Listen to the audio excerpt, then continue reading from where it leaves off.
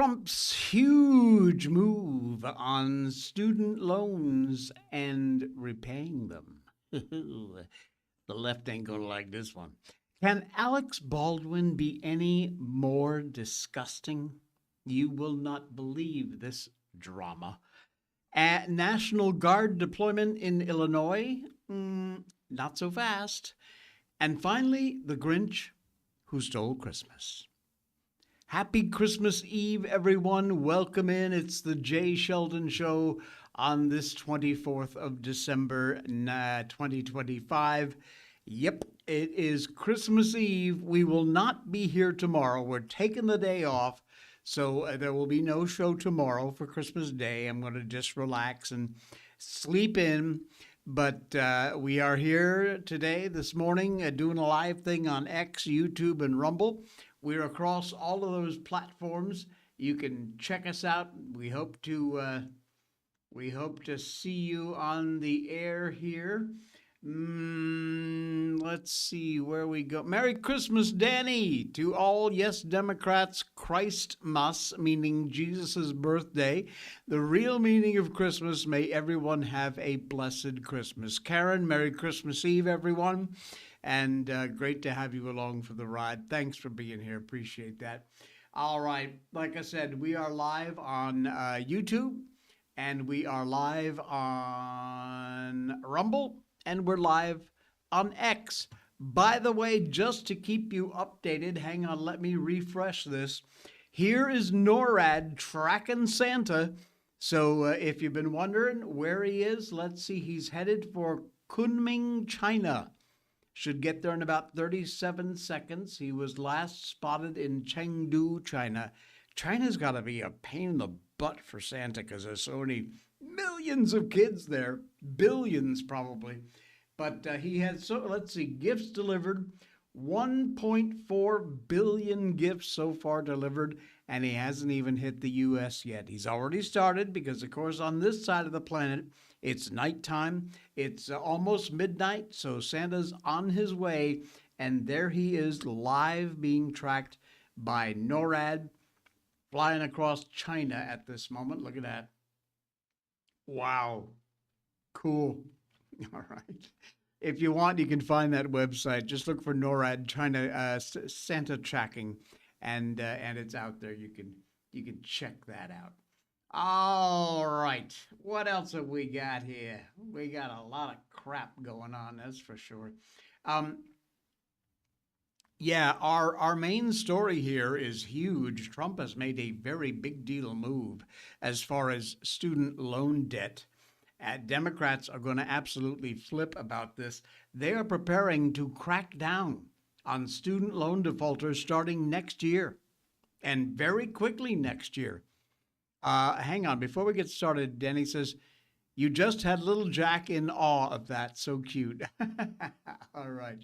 Anyway, this is going to be interesting because you can bet the Democrats are going to flip their little lids about this. The Education Department confirming it will begin withholding wages from borrowers who failed to pay their debts. The first wave, not very far away, January 7th, 2026. What is that, 2 weeks from now? About 1,000 individuals who defaulted on their student loans are going to see their wages getting garnished beginning January 7th. Let's see. Education Department spokesperson told the Post, we expect the first notices to be sent to approximately 1,000 defaulted borrowers. The notices will increase in scale on a month-to-month basis. The missives will give borrowers a 30-day heads up before they start to garnish your wages. Wage garnishment for defaulted student loan debt has been on pause since the COVID-19 pandemic happened, but under the Higher Education Act of 1965, the Debt Collection Improvement Act of 96, federal student agency required to carry out collection activities for loans that are in default. Borrowers required by law to have be given sufficient notice to settle their defaulted loans, and then seizures can begin. Back in May, the Trump admin moved to restore longstanding enforcement tools that have been sidelined for many, many years, including the seizure of Social Security benefits, tax refunds from borrowers who defaulted on their student loans.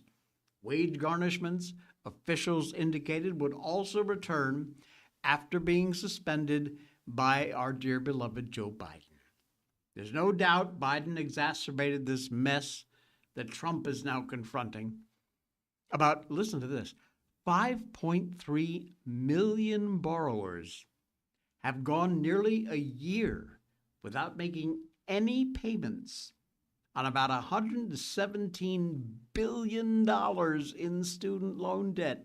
Holy crow. That's according to the latest data from June 30th.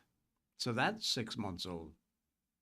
Staggering numbers exploded on the end of a 12-month on-ramp period that Biden's education department used to delay the inevitable return to repayment after the pandemic was over. This pause began as a temporary emergency measure under Trump in 2020 when the country was shut down in the thick of COVID. Biden turned it into just simply nothing more than a political crutch. He repeatedly extended the moratorium to make sure his liberal base was all pleased, and he was buying as many votes as he could.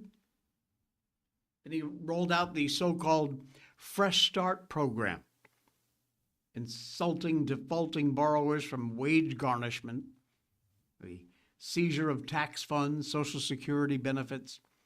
Biden also attempted to forgive billions in student debts in a blatant attempt to simply bribe voters to vote Democratic. Those efforts put the kibosh on them by the legal snags because the president doesn't actually have the authority to cancel student debt. Far-left Democrats like Sanders, Warren, Elizabeth, Pocahontas, they've spent years pushing student loan forgiveness as political entitlement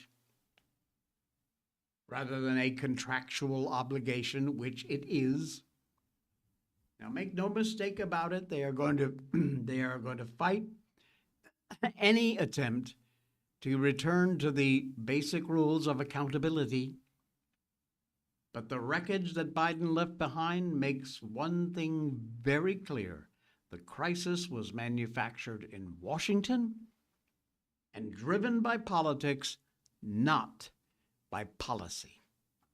It is a nightmare, and its chickens are coming home to roost. If you have student debt, you're on the list. So you better get ready. All right. By the way, today's show is going to be a little short. We're keeping it short today because I feel like making it short. Okay? We got a few things to talk about, that's for sure. And among them is this unbelievably scummy story about Alex Baldwin. I mean, come on. I'm not a fan anyway. He's not funny. He's not talented. But this might possibly be the most disgusting thing you have ever heard from Alex Baldwin. Now, obviously, I've never met the man. He's never done anything publicly that makes me think he's a particularly decent human being. Said a lot of nasty things to a lot of people. And now it seems like the actor is going through some tough times. He has chosen to speak out about it on a podcast called Dopey, on the dark comedy of drug addiction. No, the tough times have nothing to do with the control freak fraudster who somehow tricked him into marrying her and having about 12,000 kids. I'm talking about this woman, and if you think I'm being catty and haven't seen this video, you've got to give this thing a watch.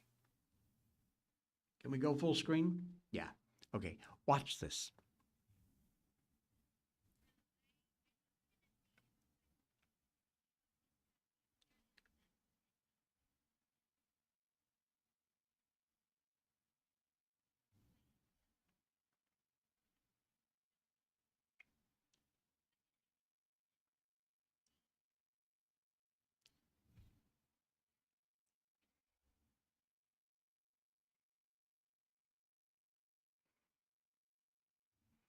Unbelievable. Unbelievable, this guy.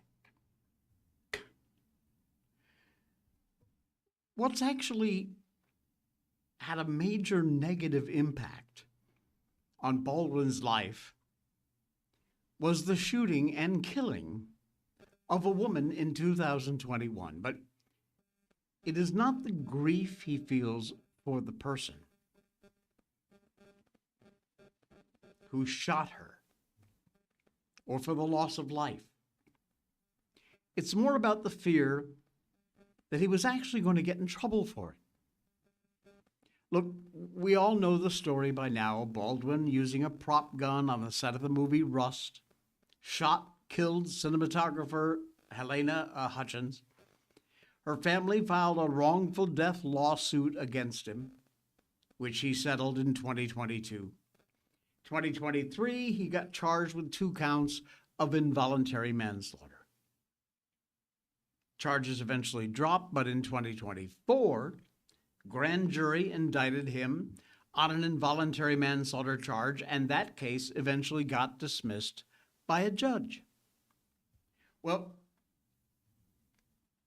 everybody's got their own opinions on this matter, how it should have been handled, whether you like Baldwin or not.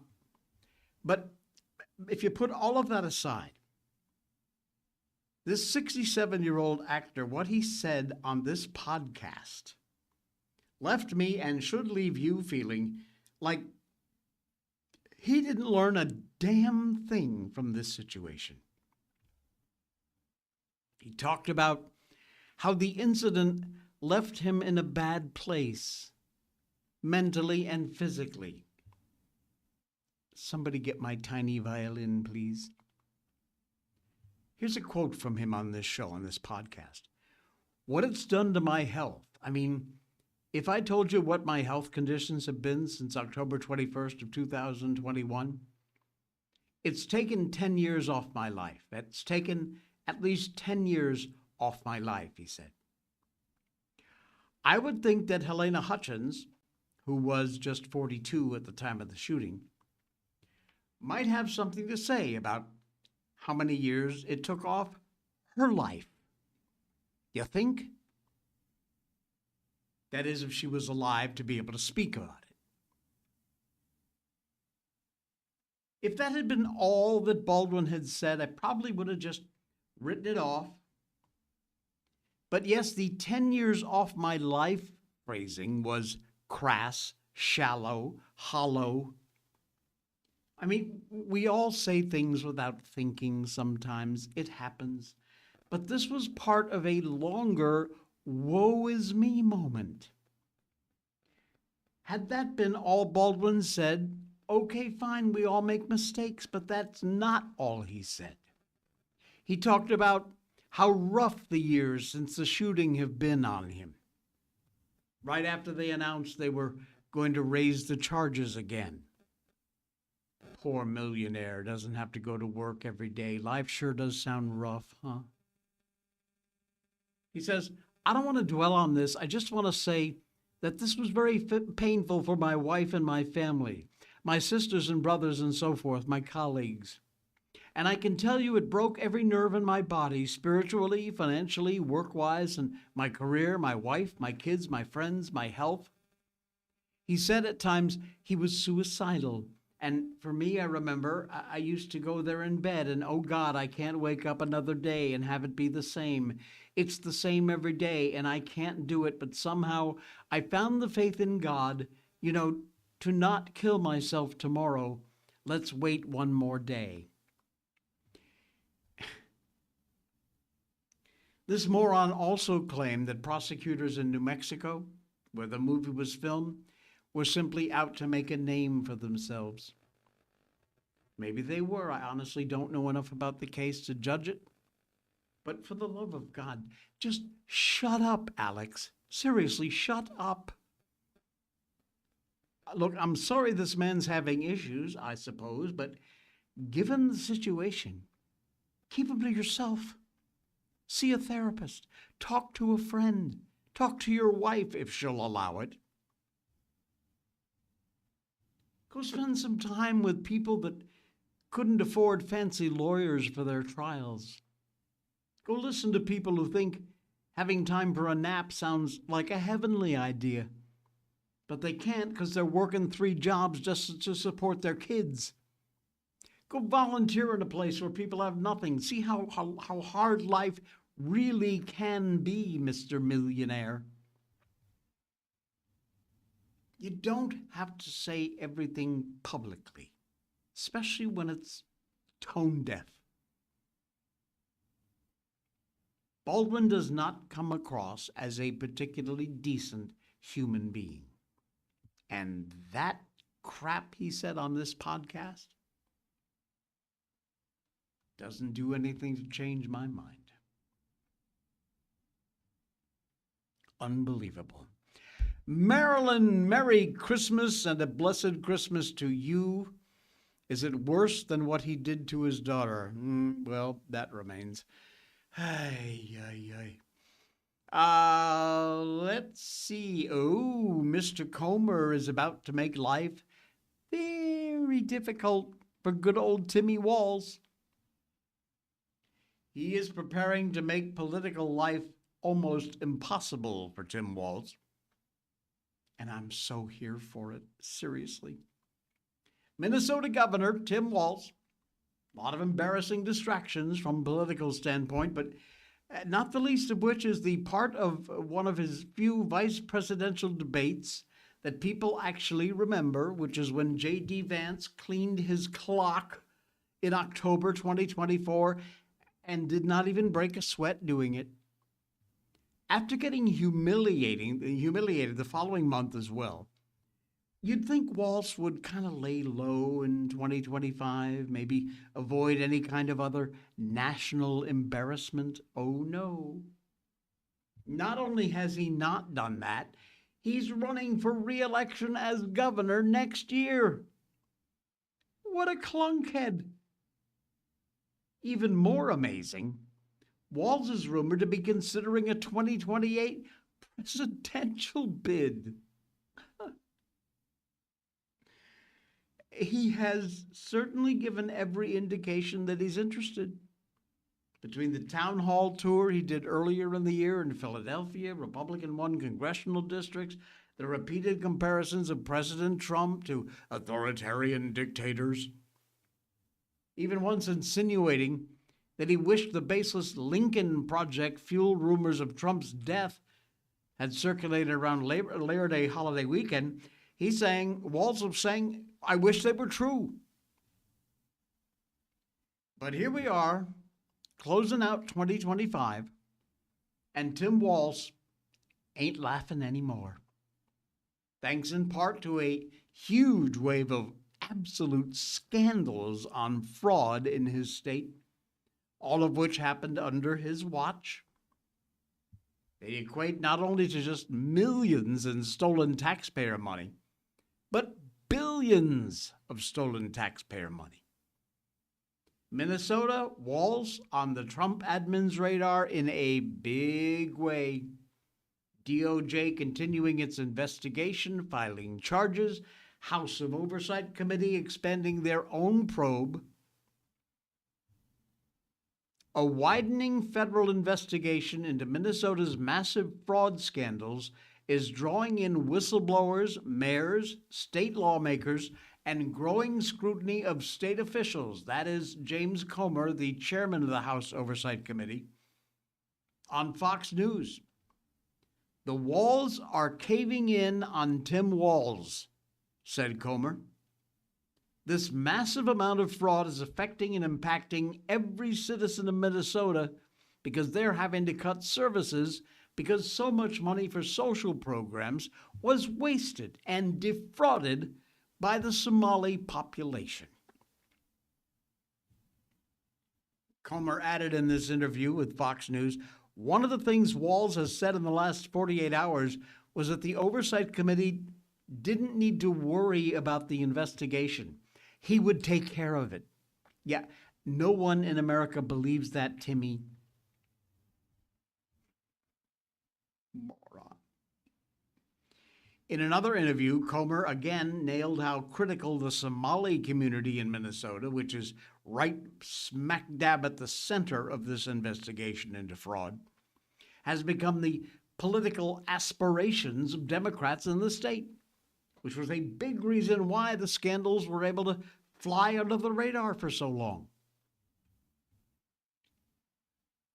As always, we'll keep an eye on this story. We'll let you know what's going on.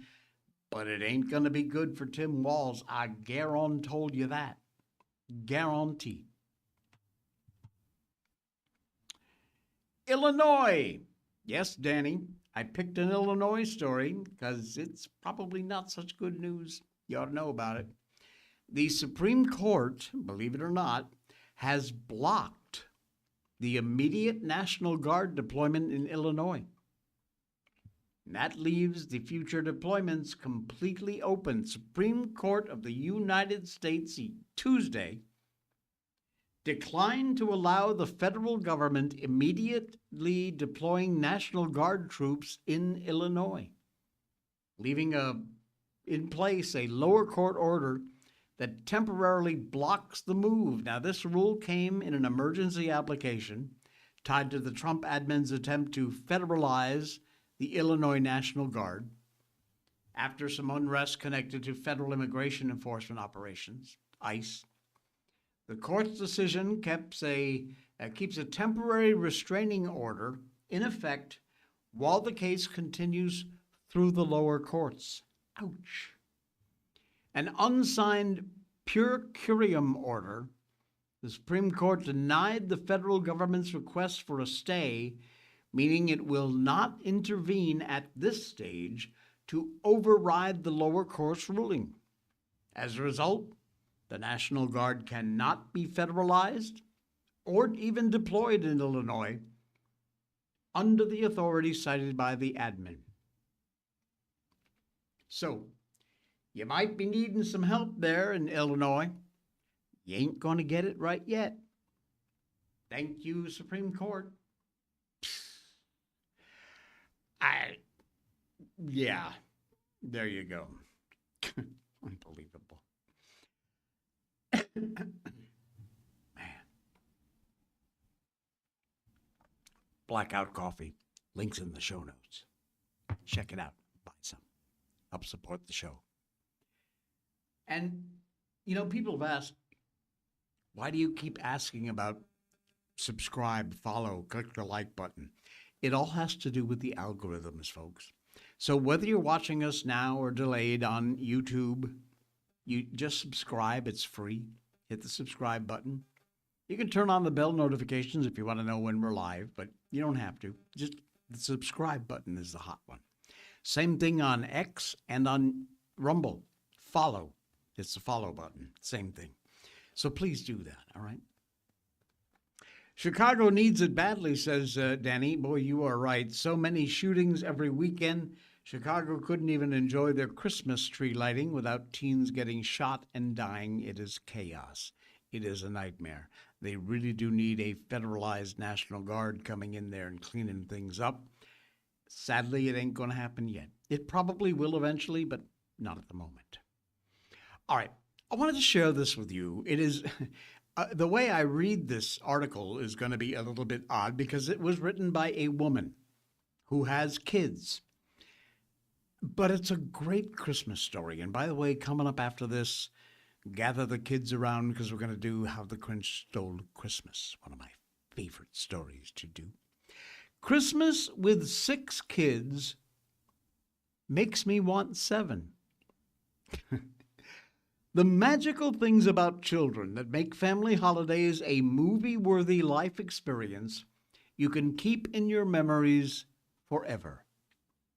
Being a mother at Christmastide, perhaps the height of feminine joy. Sure, some emotionally unbalanced women very publicly complain about all the wrapping and the cooking and the activities, but they need to figure out how to center, how to organize themselves, because complaining about wrapping a present ignores that it gets you something precious, that look in your child's eyes when you put it under the tree, about their excitement when you ban them from your bedroom when they know you're wrapping gifts.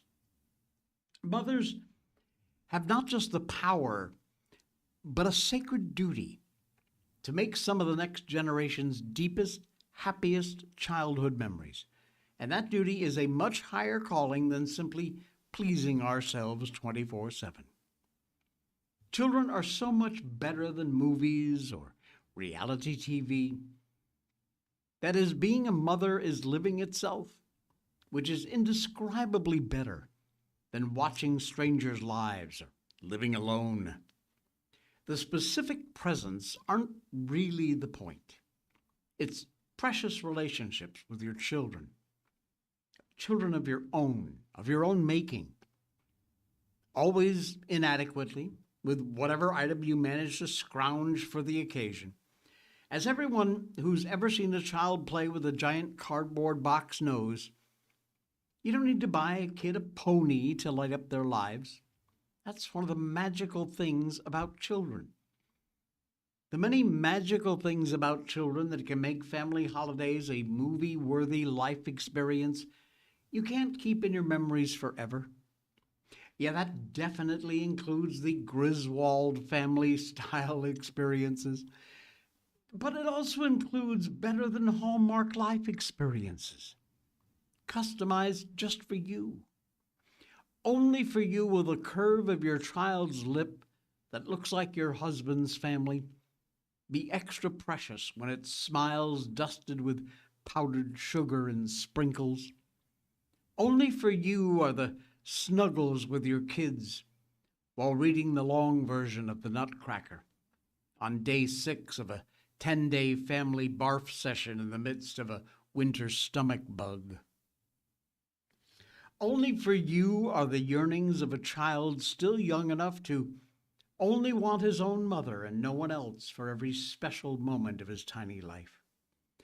Only for you are the warming hugs he needs when he comes inside crying with frozen red hands because he didn't put on the gloves you recommended.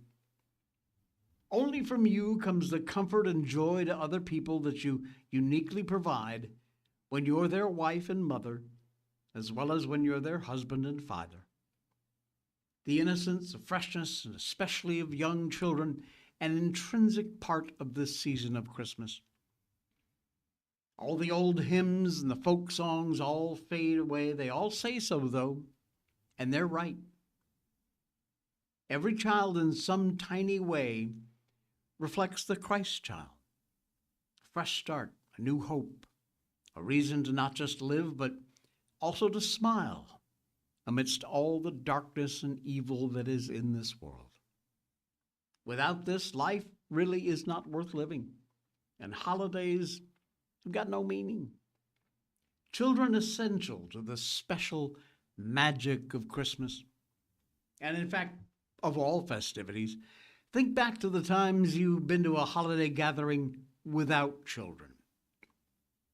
Now, such gatherings can certainly be a lot of fun, very festive, adult-only, cocktail parties and the like. They've all got their place. But it's a lower place than gatherings with your children and others' children. Just like a wedding without children, it's missing a part of the very essence of weddingness itself. And children and the festivities immediately ratchet up to level 11. Christmastide is nothing without children, especially the smallest and most comical children. If you need to cheer yourself up this year, run over to the nearest Christmas pageant featuring small kids, and if you don't laugh until you cry at the tots sticking their fingers in their noses, forgetting the words to Silent Night, bumbling around on stage in the wrong direction, well, I'm afraid you have no soul. Every time he does something accidentally adorable this Christmas, I keep thinking that our youngest, who's 5, will be one step closer to cynical, tired adulthood every year forward. And if we have no more until the grandkids come for the next 10 or 15 years, who will say hilariously ignorant things about baby Jesus and dance around boxing his fists while singing, O come, Emmanuel. Why even make Christmas cookies, foods without children around to give them to? And that includes adult children, I might add. Children of your parents, your uncles, your aunts. It's unbelievably desolate to imagine making a splendid magazine-worthy meal and, serving it only to yourself? Children are the best Christmas decoration there is. Best audience for Christmas decorations. They're the people who, in their little souls, glory in the sparkling lights, the nativity scenes, Christmas trees, Santas, all the stories about Christmases past. Their delight teaches us again every year what Christmas is all about and how to do it right. Kids whine and nag and get all worked up, especially if you let them watch YouTube. But you're the mom. You can ban bad behaviors, take away something they really want if they don't stop.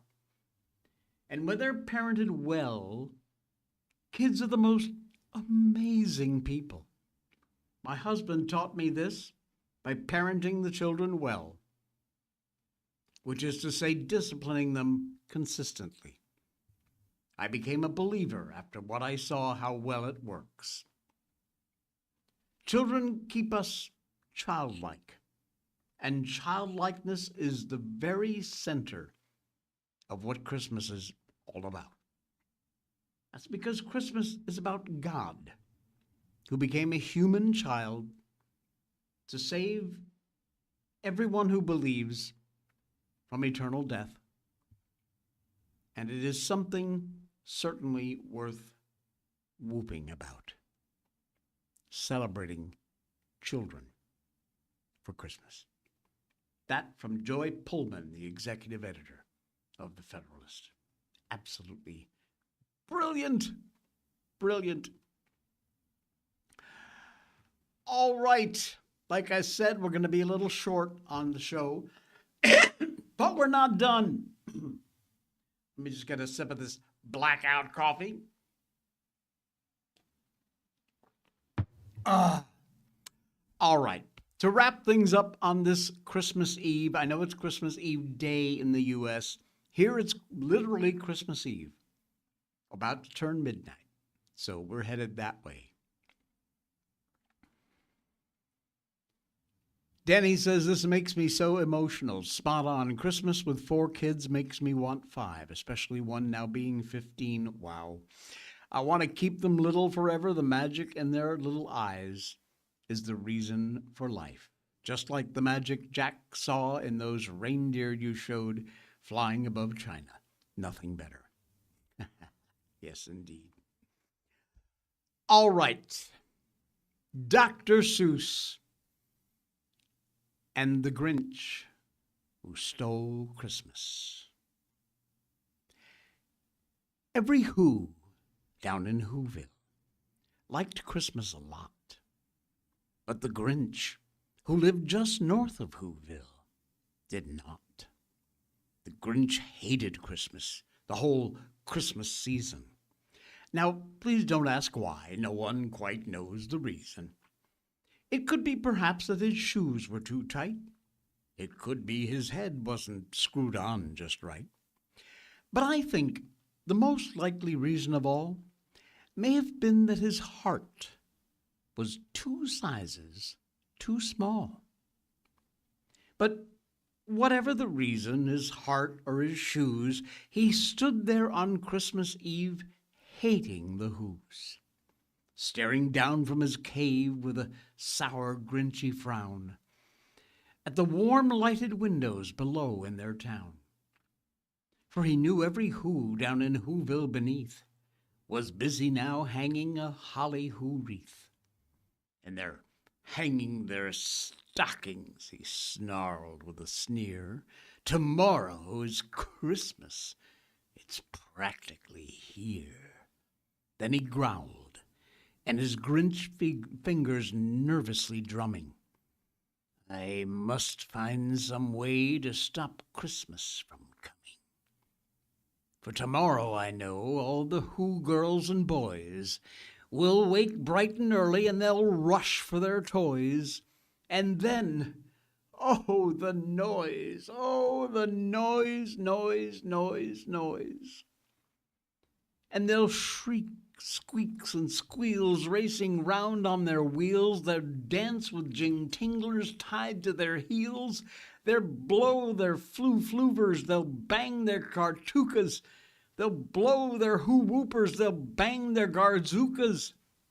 They'll spin their tumtukas. They'll slam their slunslukas. They'll beat their bloomboopas. They'll wham their hoo-woonkas. And they'll play noisy games like Zuzita Karzay, a roller skate type of lacrosse and croquet. And then they'll make ear-splitting noises galooks. Oh, they're great big electro-hoo-carnio flukes.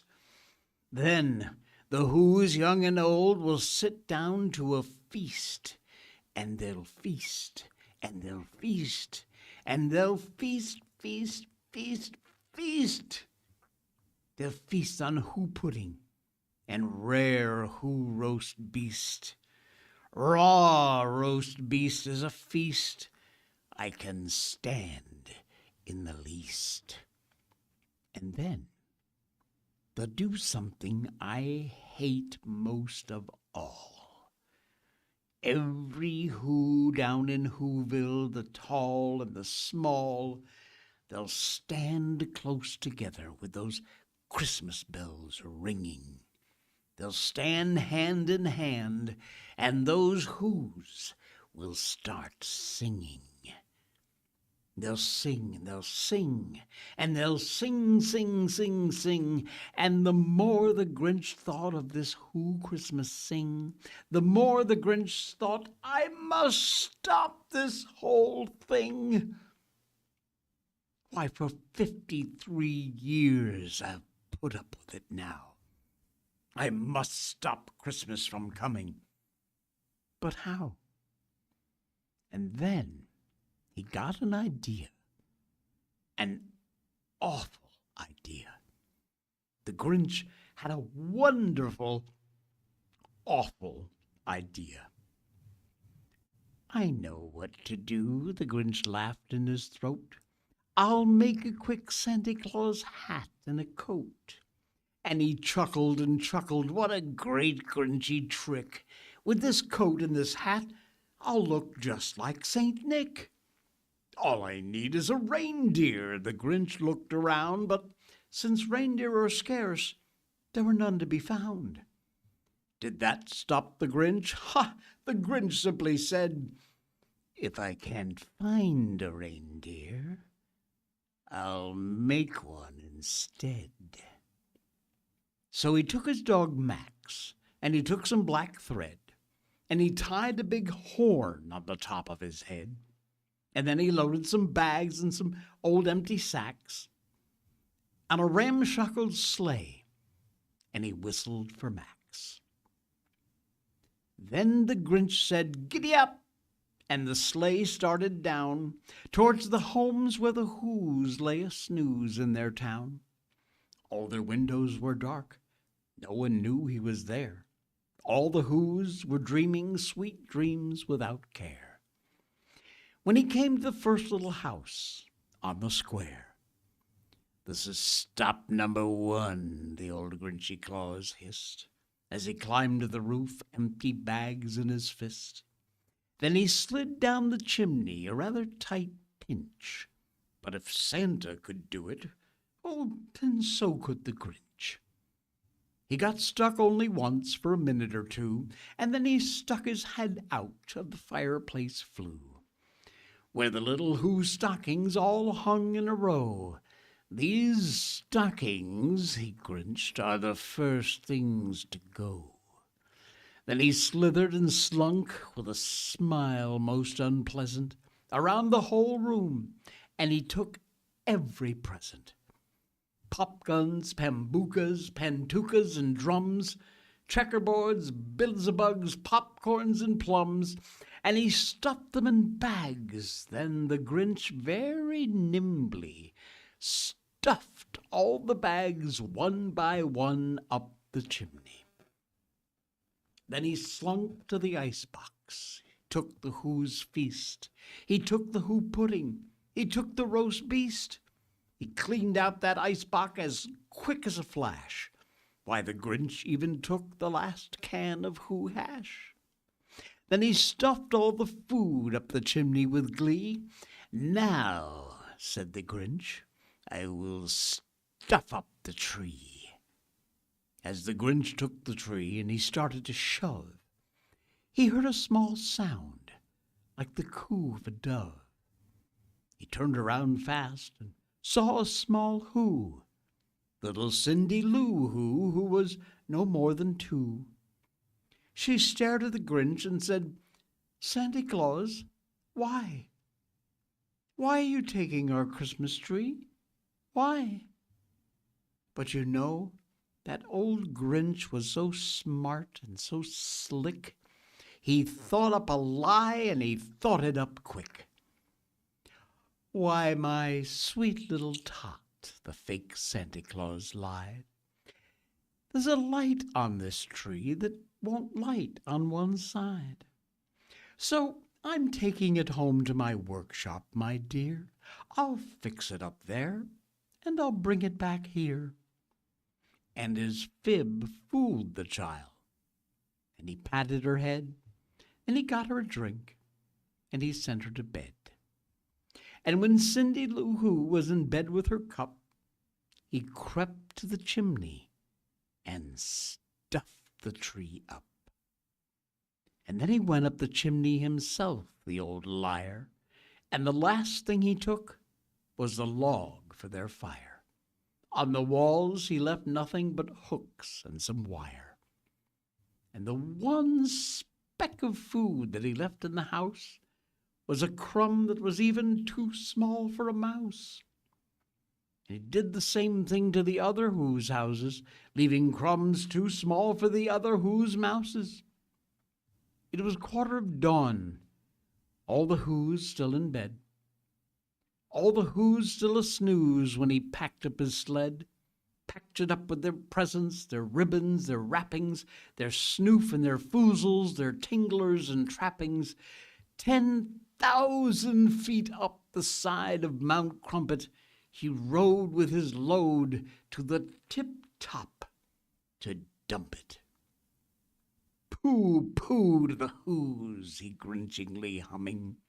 "They're finding out now no Christmas is coming. They're just waking up. I know just what they'll do.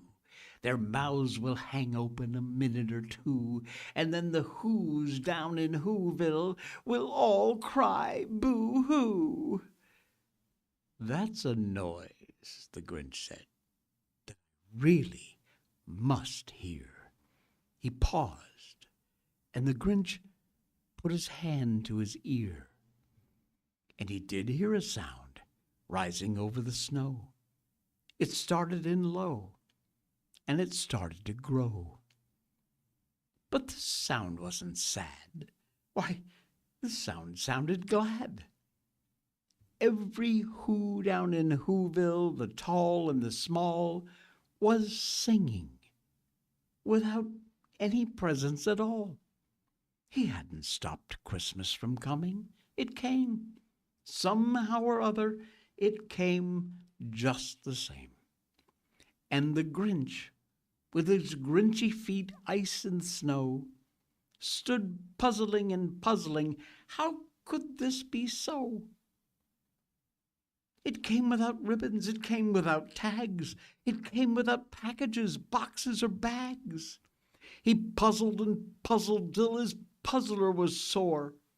Maybe Christmas, he thought, means a little bit more. And what happened then? Well, in Whoville, they say that the Grinch's small heart grew 3 sizes that day. And then the true meaning of Christmas came through, and the Grinch found the strength of 10 Grinches plus 2. And now that his heart didn't feel quite so tight, He whizzed with his load through the bright morning light.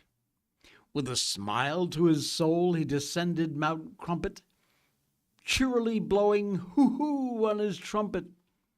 He rode into Whoville, he brought back their toys, he brought back their floof to the Who girls and boys, he brought back their snoof and their tringlers and fuzzles, he brought back their pandukas, their dapplers and wuzzles, he brought everything back, all the food for the feast, and he himself, the Grinch, carved the roast beast. Welcome Christmas, bring your cheer, cheer to all Who's far and near. Christmas Day is in our grasp, so long as we have hands to grasp. Christmas Day will always be, just as long as we have we. Welcome Christmas, while we stand, heart to heart, and hand in hand. Thank you, folks. Enjoy. We will not be here tomorrow, as we said, and we'll be back on Friday for the Friday edition of the Jay Sheldon Show. Merry Christmas.